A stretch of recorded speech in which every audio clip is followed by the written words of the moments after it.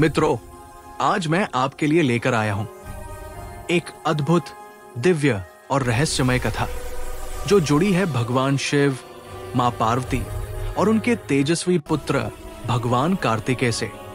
ये प्रसंग शिव महापुराण के कुमारखंड के 10वें अध्याय से लिया गया है।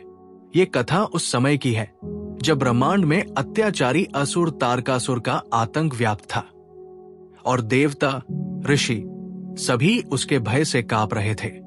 परंतु मित्रों, जब अधर्म अपनी सीमा लांघ देता है, तब स्वयं भगवान किसी न किसी रूप में प्रकट होकर धर्म की रक्षा करते हैं।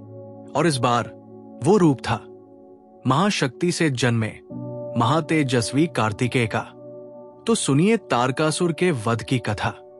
मित्रों, ब्रह्मा जी ने देवताओं से कहा, शत्रुपक्ष के सभी वीरों का नाश करने के लिए शिवपुत्र कार्तिकेय ही अवतरित हुए हैं। ये सुनकर कुमार कार्तिकेय ने शिव जी के चरणों का ध्यान किया और स्वयं तारकासुर के वध के लिए उद्यत हो गए। उनके मुखमंडल पर तेज झलक रहा था, नेत्रों में ज्वाला थी और संपूर्ण आकाश में गूंज रही थी उनकी गर्जना। जब कार्तिकेय रणभूमि की ओर बढ़े तो देवता, गण और ऋषि सभी उनके जयघोष करने लगे। जय कुमार, जय महावीर। फिर आरंभ हुआ एक भयंकर युद्ध। तारकासुर और कार्तिकेय दोनों ही शक्तिशाली अस्त्र शक्ति लेकर आमने सामने खड़े हुए।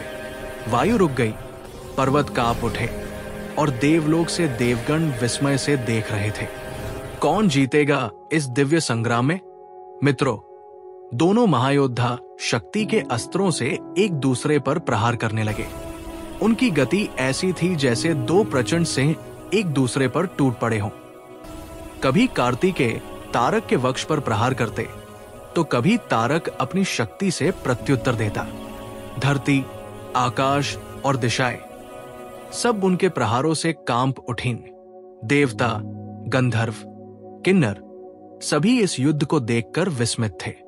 और तभी आकाश से वाणी हुई, हे देवगणों, चिंता मत करो, यही कुमार तारकासुर का वध करेगा। ये दिव्य वाणी सुनकर कार्तिकेय और भी प्रज्वलित हुए। उन्होंने अपनी शक्ति उठाई और तारकासुर की छाती पर प्रहार किया। असुर ने भी प्रति आक्रमण किया, परंतु कार्तिकेय सिंह के समान पुनः चेतन होकर उठ खड़े हुए। अब वे पूर्ण रूप से महाशक्ति में लीन हो चुके थे। हिमालय सहित सभी पर्वत उनके रक्षण हेतु आए। पर कुमार ने कहा, हे महाभाग पर्वतों, भय मत करो, मैं आप सभी के देखते देखते इस पापी तारकासुर का वध करूंगा।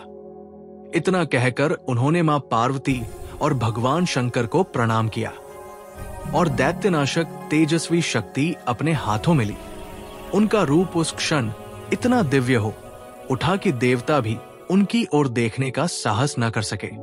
फिर हुआ अंतिम प्रहार। कार्तिकेय ने उस शक्ति को तारकासुर पर छोड़ा।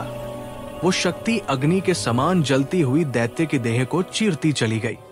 क्षण भर में तारकासुर भूमि पर गिर पड़ा, उसके अंग भस्मवत हो गए।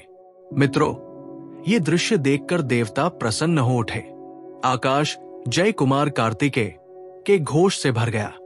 असुरों की सेना भयभीत हो भागने लगी। कुछ दैत्य शरण में आ गए, कुछ पाताल में जा छिपे। और तब भगवान रुद्र, मां भवानी सहित अपने पुत्र की जय सुनते हुए कैलाश पर्वत लौट गए। तारकासुर का अंत हो चुका था और धर्म ने एक बार फिर अधर्म पर विजय प्राप्त की। मित्रों, ये कथा केवल युद्ध की नहीं, ये शक्ति, भक्ति और धर्म की विजय की कथा है। ये हमें बताती है कि जब भी अधर्म बढ़ता है तो ईश्वर स्वयं या अपने प्रतिनिधि रूप में अवतरित होकर सृष्टि का संतुलन पुनः स्थापित करते हैं। आइए हम सब भी उस दिव्य भावना को प्रणाम करें जिसने संसार को अधर्म से मुक्त किया।